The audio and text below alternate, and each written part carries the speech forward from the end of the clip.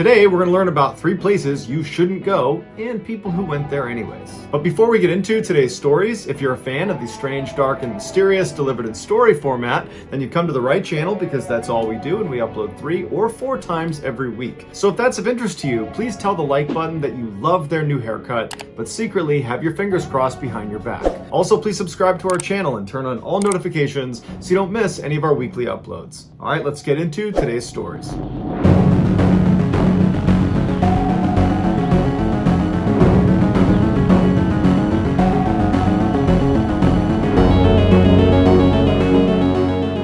On July 11th, 1999, 17-year-old Thomas Nazzaro was taking part in a month-long mountaineering course in Alaska. He, along with 10 other students and 3 instructors, had spent the past 26 days hiking up several peaks, and now they were taking a break at the base of this glacier. They were going to hike up the glacier, but before they did, it was customary to reward the students that had done the best job over the previous few weeks, taking on all the different mountaineering skills and survival skills, and allowing those students to hike on their own up this glacier for the last couple of days. And so the instructors hand chose a couple of students that fell into that category. Thomas was one of them, and told them after this break was over, they could head up and they would see them at the end of the trip. And so, feeling very proud, Thomas and the other students who had been chosen stood up and began walking up this glacier. And after a couple of hours, they had made it about 3 miles up when they found this perfectly flat area that was perfect for camping out. And so they decided that that would be their campsite for the night. And so everybody started setting up their own tent and getting their sleeping bag laid out, and Thomas volunteered to go find some water. He had heard what sounded like a stream a little ways away from where their campsite was, and so Thomas grabbed his pot and he went around the corner out of sight. After a while, when all the other students had set up their campsites, they realized Thomas had not come back yet. And so they walked around this corner and they looked and they realized it was a dead end. About 100 feet in front of them is just a huge ice wall that goes up on all 3 sides, and there's nowhere else to go, but Thomas is not up there and he did not come back to the campsite. And so they're thinking, that's pretty weird. I mean, is he behind some ice crevasse that we can't see? And so as they're looking from a distance, they see that his water pot is sitting at the base of this ice cliff. And so they figure, okay, he's somewhere over there, obviously. And so they start walking up towards the base of the ice cliff, still yelling his name, and he's not yelling back. And they get about 3/4 of the way to this ice wall when one of the other students yells, "Stop!" And they all stop and look down where he's looking, and they all realize what's happened to Thomas. They turn around because it's extremely dangerous where they're walking, and they run back through their camp down the trail, and they find their instructors and they tell them what they think happened to Thomas. Their instructors are horrified. They run up the trail. They make it just before the base of this ice wall. They get as close as they can, knowing that it's very dangerous what they're trying to do, and they realize there's nothing they can do to help Thomas. And so before long, the police are called, and it's a full-scale rescue operation on top of this glacier. The theory of what happened to Thomas is he left his campsite with his pot of water. He went around the corner, so he's out of sight, and he went to the stream, the glacier stream, and he started filling up his water, but it was taking a long time because the stream just was not very powerful. And from where he was, he would have heard the sound of rushing water coming from the ice wall because there was water pouring down the ice wall. And so he would have walked over to the base of this ice cliff and put his jug out to get water, and as soon as he was right up against it, he would have slipped down into the ice. Because at the base of this ice wall was something called a moulin, which is a hole in the glacier caused by water runoff percolating down through a crack. And over the years, they can get pretty deep. And so when the police showed up, they went over to the hole and they're yelling down to Thomas, but they're not getting a response. So one of the skinnier officers put on a dry suit and then a harness and then was lowered head first into this hole. And so the inside of a moulin, it starts wide, but then it gets smaller and tighter all the way down until it comes to a point. But sometimes that point is very far down into the ice. And so this officer was hoping that at least, even if he couldn't get to Thomas, he could at least see Thomas. But after going 100 feet down, the hole got so narrow he couldn't go any farther, and even with his light, the hole just kept going. It was like into infinity all the way down into this glacier, and there was no sign of Thomas. And so after that officer was pulled out of the hole, the police went to a fiber optic cable that had a camera at the end of it, and they began lowering that down into this hole. And so down it went, deeper and deeper. It passed the 100-foot mark and all the way down until they literally ran out of cable. And so from this camera's perspective, 250 feet down into this glacier, the hole just kept on going and going and going, and there was no sign of Thomas. And so they pulled the cable out and they realized there was nothing they could do for Thomas. Since he was below 250 feet, that means he fell at least 250 feet, and so it's unlikely he survived the fall to wherever it eventually stopped. And if he did somehow survive the fall, which is a horrifying thought in some ways, he would have been wedged somewhere deep down inside of this glacier, and the water runoff coming off of the ice wall would have eventually filled up all around him and gone over his head, and he would have drowned. And so shortly after the search was started, they called it off. There really was nothing they could do. And unfortunately, his body was never recovered. In 1998, Fresha Bakery, which was a bread company in Leicester, England, was all about profits. And their employees knew this, because all the time, corners were being cut for the sake of money, even if it was totally dangerous. In May of that year, one of the company's industrial ovens needed a minor repair. One of the cogs inside the oven had come loose and fallen off, and someone just needed to pick it up and put it back on. To picture this oven in your head, think of the scanner you put your luggage through at the airport, the X-ray machine. It's kind of like that. It was this 80-foot long metal tunnel where there was a conveyor belt that ran through it, and you would put dough on one side and it would run through with the conveyor belt through this oven, and then on the other side it would be fully cooked. Whenever repairs were needed inside one of these ovens, the procedure was to completely turn off the oven. So not just the heat, but the whole operation needed to be completely shut down, and then the oven would sit for almost a full 24 hours before a mechanic would go in and make the repair. But the mechanic cost money, and every hour that this bread machine was not operational, the company would lose $1,500. And so the managers of this company thought, you know what, that's too much money to be giving up. If we do the repairs ourselves, that saves us on the cost of the mechanic, and if we can find a way to make the repairs while leaving the oven partially running, that will save us a whole bunch of money too. Someone pointed out that it was possible to turn the heat all the way down in the oven, but allow the conveyor belt to keep rotating through. They just needed to find a way to get in with this conveyor belt moving around them. And so they came up with a plan. Even though the oven sat flush to the ground, there was a side panel that could open up, and you could crawl underneath the oven, and right above you would be the conveyor belt. And so they thought, well, hey, if we just remove a couple of sections of the conveyor belt, when that gap in the belt cycles around and is right over someone who is standing underneath it, they can stand up into that gap and kind of be hunched over and walk along inside of the oven, staying in that gap until they come across the cog that's going to be right on the ground. They can pick it up, put it right back on, and keep walking on, staying in the gap until they reach the other side, at which point they could crawl out the exit. The managers were confident, and so they began walking around the factory asking for volunteers, and they were offering extra pay. Two men, 44-year-old Ian Erickson and 47-year-old David Mays, volunteered for the job, and their managers told them they would do it the next day because they needed time to turn the heat off on the oven and let it cool down first. That night, David was out with his friends, and he was talking about how he was kind of nervous about getting inside of a semi-operational industrial oven, but he told them the money was good. The following day at 9 a.m., the oven's heat was turned all the way down, and the plan was it would sit like that all day and cool off all day, and then in the evening, Ian and David would get inside and do the job. But Ian and David had a really important soccer game they wanted to watch that night, and so they asked their manager, would it be possible to go in a little bit earlier? And so the manager walked down to the oven and put his hand inside one of the entrances, and there were fans blowing into it, and it had been off for a couple of hours, and he thought, you know what, this is probably fine, you guys can go now. A few sections of the conveyor belt were removed, Ian was given a radio, and the two men opened the side to the oven, and they crawled in on the far left side of the oven, and they waited for the gap to come around. When it did, they popped up, and they began their journey into the center of the oven. About 5 minutes later, Ian came over the radio and said, hey, it's really hot in here. And the manager came back and said, don't worry, it's supposed to be a little warm in there, but it's nothing that can hurt you. And then a couple of seconds later, Ian comes back over the radio and says, no, it's really hot in here. It is unbearably hot in here. And so one of the managers ran over and checked the temperature gauge, which unbelievably no one had done to that point. And the temperature at the center of the oven was reading over 200 degrees Fahrenheit. It was hot enough to boil water in the center of this oven. And unfortunately, there was nowhere for Ian or David to go. The belt could not go in reverse, and the fastest it could move is 17 minutes start to finish, so agonizingly slow. And they could not crawl up or below the conveyor belt in either direction. There wasn't enough clearance, and they'd get sucked up into the machinery. So they literally had to stay in the gap and slowly walk towards the hottest section of the oven. And so for 10 minutes, Ian and David slowly made their way across this oven, screaming out in pain, yelling for help from anyone, someone, but no one could do anything. And even if they hit the emergency stop button on the oven, it wouldn't help them because the heat inside of the oven is not because it's on, it was residual heat. And by turning off the oven, that would just stop the conveyor belt, trapping Ian and David in the hottest as part of the oven. Workers ran and got their tools and did everything they could to try to dismantle portions of the oven to try to get down to Ian and David. But by the time they finally pulled off big pieces of the oven, Ian had already made it to the other side and been pulled out, and he was unfortunately deceased. He had been burned alive, and David had collapsed somewhere in the oven and had been crushed by the machinery that went over him. The bakery and their management team were all fined for their part in this tragedy. Something most people don't know is you can't just put scuba tanks on and then dive down to any depth and come right back up again. The compressed air inside of those scuba tanks would be a mixture of oxygen as well as most likely helium and nitrogen.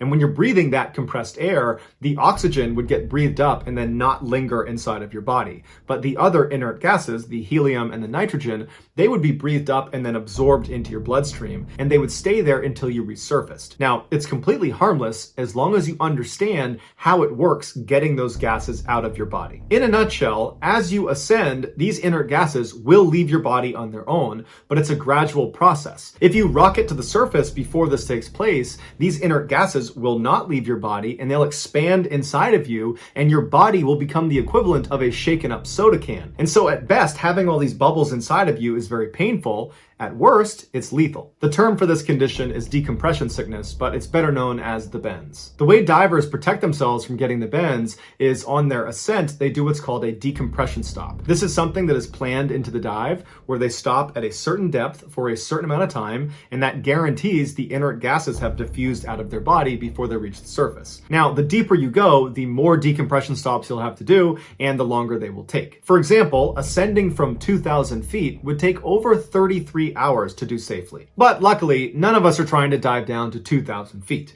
Well, unless you're trying to be an oil and gas saturation diver. Saturation divers, or SAT divers, do construction and demolition at depths of up to 2,000 feet below the surface. But they don't spend 33 hours ascending after every single dive. Instead, after their dives, they're artificially kept at their working depth. The way this works is the SAT diver climbs inside of a pressure chamber on board a ship or on board an oil rig, and this chamber also doubles as their living quarters. There's beds and there's a bathroom, but it's laughably small and uncomfortable. It looks like a small submarine. And once they go inside, they seal the door and then they pressurize it to match the depth that they're going to be working at the bottom of the ocean. And then also there's another pressure chamber called the dive bell that's connected directly onto the side of the chamber. And that's also pressurized to match the working depth. When it was time for the SAT diver to go to work, they would put their dive gear on inside of the chamber. They would crawl directly into the dive bell. They would shut the door behind them and seal it. And then people outside of the dive bell would physically disconnect it from the chamber. And then using a crane, they would place it in the water and then lower it down to their working depth. And once they get down there, because the pressure inside the bell is equal to the pressure outside the bell, they can just slide open a door on the bottom and the water does not come inside. And so the divers do slip through this hole and they do the work they need to do. And when they're done, they come back inside the dive bell, they shut it up, and then using the radio, they communicate with the people up on the boat or up on the rig, and they raise the bell back up, they reattach them to the chamber, they go inside, they take their stuff off, there's bunk beds and there's a bathroom inside of the chamber, and that's where they hang out until their next dive. This process is repeated for days and days and days, keeping them saturated with these gases. And then at the end of their shift, which is usually about a month long, they will have one long decompression they do inside of the chamber. While this system is highly efficient, it does not change the fact that saturation diving is extremely dangerous and terrifying. The sun doesn't reach below 700 feet, so most of the time these divers are in complete and total darkness, and it's unbelievably cold down there. And so their suits have hot water pumped into them through a tether that's connected to the dive bell. But if that were to fail, hypothermia would kick in almost immediately. They have flashlights, but the water is so full of sediment around the areas that they work that shining the light is basically like shining it into fog. You can't really see very far besides right in front of your face. SAT divers also report that sometimes the water around them will suddenly move violently, and they'll look around, but their crummy light and lack of visibility means they can't see what it was, but they know it's a large animal that's checking them out. Other times, these fairly large fish will swim right up to them and come right under their light. It's almost like they're being affectionate with the diver, but they're not being affectionate. They're trying to hide behind the SAT diver from some large predator that's out there watching them. Experienced SAT divers have learned to just accept their harsh environment down there and don't easily get scared. But there is one thing that all SAT divers are afraid of, and that is a lost bell. When sat divers are down at their working depth, the dive bell that's brought them down there is usually situated right next to them, just kind of floating in the water. And this dive bell is connected to the ship or the oil rig above by a cable. And if that cable were to snap, the dive bell would fall to the bottom and it would take with it the divers because they're always tethered to the dive bell. If the divers survived the crash to the ocean floor, they would then just be trapped and have to hope that someone comes down to get them at some point before they run out of air or they succumb to hypothermia. While a lost bell scenario is incredibly rare, it has happened before. On August 7th, 1979, Richard Walker was inside of a pressure chamber on board a ship in the North Sea. He was a saturation diver who for the past 10 days had been in saturation and honestly was just over it. He wanted to go home to his wife and his 15-month-old daughter. That evening, before his scheduled dive, he wrote in his journal, "Dear God, I just want to get out." Soon after writing this entry, he and his partner, Victor Giel, put on their dive gear and hopped into the dive bell. The bell was detached from the chamber and then brought over to the side of the ship, and right before they lowered it into the water, somebody noticed the location transponder that basically beamed up where it was down below had become loose, and so the decision was made to just remove it. And so after they pulled it off, they lowered the dive bell onto the water and then slowly lowered it down to their working depth, which was 485 feet. Once they got down there, they opened up the hole at the bottom of the bell, and then they began taking turns exiting the bell to go work on this underwater structure. A few hours later, at 2:45 in the morning, Richard was the one outside of the dive bell, and he heard something behind him, and he turned around and he saw the dive bell had slightly tilted on its side. Right as he noticed this, the radio in his helmet kicked on and told him he needed to go back inside the dive bell immediately, and they were going to try to pull them back up. And so Richard went inside the bell, he closed the hole behind him, and then he and Victor listened to the radio as they told them that the main cable holding the dive bell had slipped out. Now, this main cable was not the only thing connecting the dive bell up to the ship. There was also another clump of wires and tubes that was called the umbilical that ran all their power and hot water and their comms down to the dive bell. But this umbilical was not meant to be load-bearing. But as it stood with this main cable gone, the umbilical was holding the dive bell from slipping to the bottom of the ocean. And so the crew up on the ship decided their only choice was to use the umbilical to reel this dive bell back in. And so they began pulling them up by the umbilical, and almost immediately it completely snapped, and the dive bell fell to the bottom of the ocean about 50 feet below. Now, normally a dive bell would have what's called a clump weight hanging off the bottom of it. And in an emergency, you could detach this clump weight, and the dive bell is buoyant enough it would go up to the surface. But Richard and Victor's company had cut corners and not used a clump weight, and instead attached weights directly to the dive bell, which meant when they hit the ocean floor, the actual dive bell was sitting on the ocean floor, where that hole they would normally escape from was pressed into the seabed, so they could not get out of their dive bell. Whereas if there had been a clump weight, the clump weight would have hit the ground and the dive bell would have hovered slightly over it. And so worst case scenario, they could have gotten out and done a wet transfer into another dive bell. So with the umbilical cut, they had no radio communication, they had no heat, they had no light, and they had very little remaining oxygen.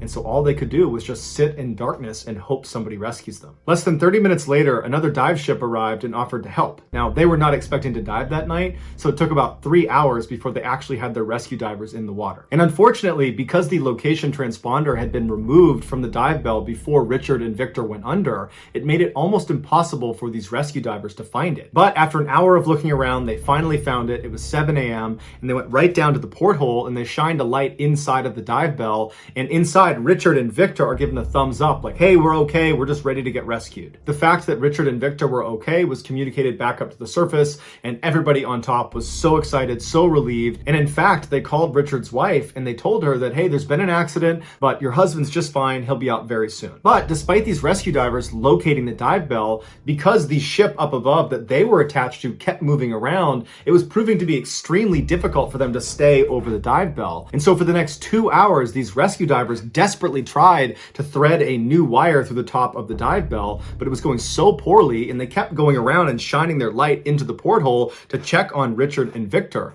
And it was very clear that their situation was getting worse and worse by the second. They were not giving thumbs up and smiling. They looked panicked and desperate, and they'd been without heat now for hours, and it was obvious they were running out of oxygen. Finally, at 9 a.m., so 6 hours after Richard and Victor had first hit the sea floor, the rescue divers managed to get a new cable through the top of the dive bell. And before they signaled to have it brought back up again, they shined a light through the porthole to check on them them one more time, and they saw that Richard and Victor were just sitting there with their head in their hands. They were clearly still alive and lucid, but it was like they understood they have very little time left, and if this doesn't work, they're doomed. At this point, the rescue divers called up and said it was ready. They got pulled up to the surface, and then the ship began pulling up the dive bell, and almost immediately the cable snapped. And everybody up on the surface knew that at this point, it was almost impossible for them to survive. But nonetheless, rescue divers went down, and it took a while to find the dive bell because it had moved. But when they did, they shined the light through the porthole, and Richard and Victor were still very much alive, but they were not looking to interact with the divers at the window anymore. They were just sitting there looking down. They were despondent. It was like they were making peace with what they understood was going to happen. They were not going to get out of there. And over the course of the next several hours, as these rescue divers tried desperately to get a new cable through the top of the dive bell, they kept checking on Richard and Victor, and each time they checked, they would slouch lower and lower in their seats until both of them were laying on their side. And then finally, the rescue divers got a cable through the top, and then afterwards, they went back up to the ship, and then the ship was able this time to pull the dive bell up and back on board. But when they opened the door, both Richard and Victor had passed away. So that's going to do it, guys. If you found the secret in today's episode, let us know in the comments what it is and where you found it. So give us the timestamp. And if you're the first to do that, we'll pin you at the top of the comments section. If you enjoyed today's video and you haven't done this already, please tell the like button that you really like their new haircut, but secretly have your fingers crossed behind your back. Also, please subscribe to our channel and turn on all notifications so you don't miss any of our weekly 3 or 4 videos. If you want to get in touch with me, you can direct message me on Instagram or on Twitter. My username for both platforms is the same. It's JohnBallen416. I also have a ton of content over on TikTok where my username is MrBallen. I also have a second YouTube channel called MrBallen Shorts where I post short videos. If you have a story suggestion, please submit it to our subreddit just called MrBallen. It's linked in the description below. So whether I see you on Instagram, Twitter, TikTok, Reddit, YouTube, or some combination, just know that I really appreciate your support, and until next time, that's going to do it. See ya.